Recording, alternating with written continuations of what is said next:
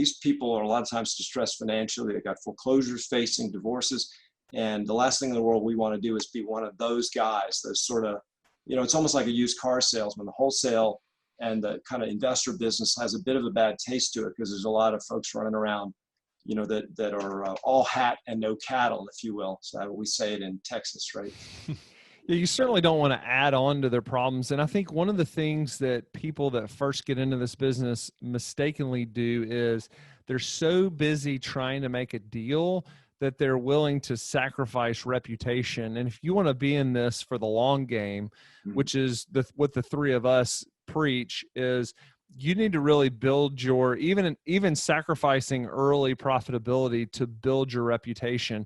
And that's what you're talking about there is, you really want, as a wholesaler, if you're going to essentially resell this home to somebody, you really want a done deal because you're putting your reputation on the line.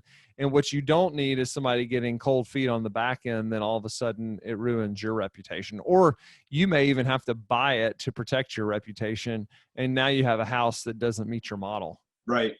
Well, and your other point is really well taken, which is that we feel like when we talk to an investor calls us and says, look, I'm trying to find a home to buy.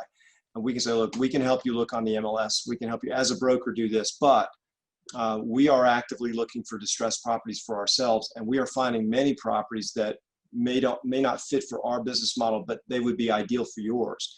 And the difference here is that most wholesalers, my opinion of them is, we get hundreds of wholesale deals pushed to us a month, and we bought one. And that one ended up probably, of the number that we've done, one of the least or the worst performing deals. But we felt like we got to do one just to kind of sort of feel like it. And there are some of them out there here and there. But wholesalers, by and large, are they're spinners of the truth, as I would say. Comparables are not accurate, and the house condition is not accurate, and their repair estimates are not accurate. Their goal is to get you to buy this house, not necessarily to make sure that it is a good deal for you. And while everybody is buyer beware, we come out of the acquisition for others model. We have to prove that we know what the rents are and that they're legitimate and that they will rent for that or close to that or better than that, that the after repair values are accurate. So we feel like that if we have an investor that's coming to us and say, hey, look, I want to buy this property. And if you find something off market, that's a good deal. I'd like to work through you.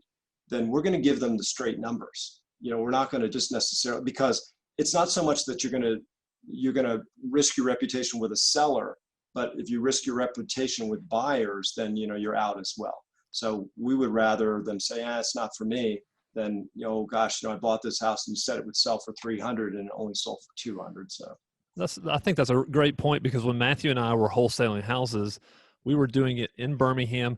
95 or maybe 100% of our buyers who were buying houses from us were living in Birmingham.